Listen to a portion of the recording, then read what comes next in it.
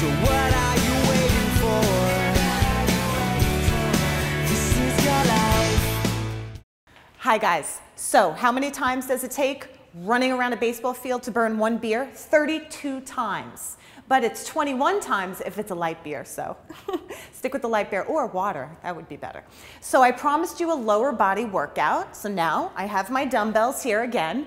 We're going to go over glutes, hamstrings, quads, and calves. So let's get started. Once again, like I said before, get clearance, and the weight varies depending on your personal fitness level. I'm going to start with a set of deadlifts. Feet hip width, palms in front of you. You'll come down with a flat back, as low as you can, exhaling back up. The tension will be on the hamstrings. Now, if you notice, my back is flat, coming up, and exhaling. Now, this is what I don't want to see. See how I'm rounding my back? And up. Not that it's really a bad move, but it's not targeting and isolating your hamstrings. So let's do 10. 1. Exhaling up. Now there are two types of deadlifts. There is the stiff-legged, and there is the bent-legged. You can bend your knees if you'd like, but once again, your back must stay flat. Or you can keep your legs stiff. Not locked, stiff. Either one, I don't care. They're both effective. You have to make sure that you do the one that's right for you. 3 more, please. Exhaling up, you'll feel this tension on your hamstrings, and as you come up, you'll feel that tension decrease. Last one. Wonderful. Now we're going to go into a set of squats. Feet directly under your knees, which are directly under your hips. Weights at your side, coming down into a squatted position. Now, if you notice, once again, my knees are directly over my ankles. My hips are directly over my knees. I am not coming in, internally rotating, more weight on one side. I'm definitely not doing this. Okay, guys, act like you're sitting back into a chair. Pressing your heels into the ground, which engages your glutes. If you break 90 degrees, you're working your glutes that much more. Be cautious though, it puts a lot more pressure on your knees. So let's just do 4 more. 1, 2, 3. Wonderful. So that's really targeting your quads, front of your thighs, and your glutes. Did you guys know you have 4 quad muscles? Makes sense, quad. The muscle on the inside, the vastus medialis, you actually only work that one in the last 10 degrees of knee extension. So from here to here is where you work that vastus medialis, that small little motion like that. So that's why it's really important to make sure that you do the full range of motion. Now we'll work on your calves. Basic calf raises, guys. You can do them right on the floor. You can do them off a stair. Exhale up. And exhale up. Now, what you can do, once again, you can do a little bit more of these. Usually you could do about 10 or 15 repetitions. If your calves can handle it, you can go up to 20, 25.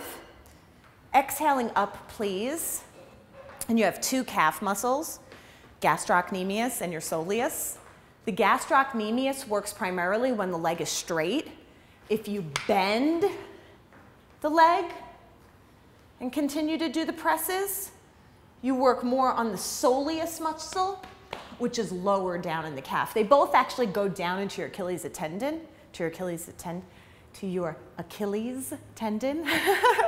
But the gastroc crosses 2 joints, so you work it more when you have your leg straight. When you bend it, you work your soleus more. So those were activities for your glutes, quads, hamstrings, and calves.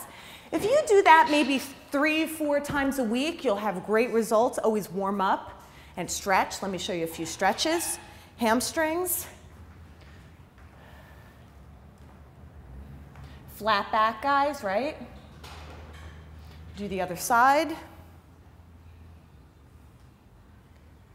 Another way to stretch your hamstrings is to simply throw them up on something and to pivot down. Stretching your quads. I like to grab the opposite leg, and I like to grab your ankle, not your toes. If you grab your toes, you put a lot more pressure on your knee and the ligaments in your knee. So grab your ankle as opposed to the tip of your toes when you pull this back. And once again, I like to do the opposite, right arm, left leg, gets more of a stretch in your flexors, in your hips. Do your calf stretch. We're stretching the back leg.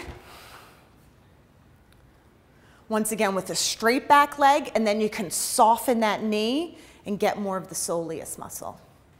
And again, and do you guys know how long you have to really hold your stretch for? So I'm stretching the back leg, straight leg,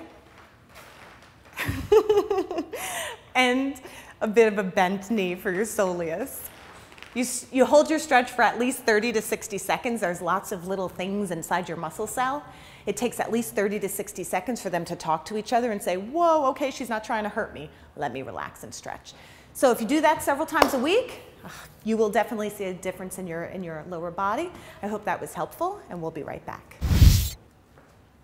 So I got an email from John in Manhattan, and he asks, what is the difference between a strain and a sprain? Do you guys know? Answer when we get back.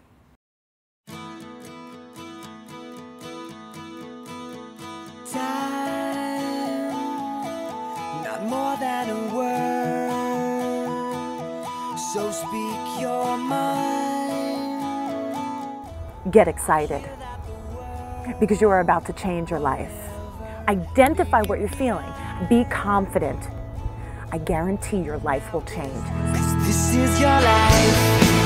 What are you?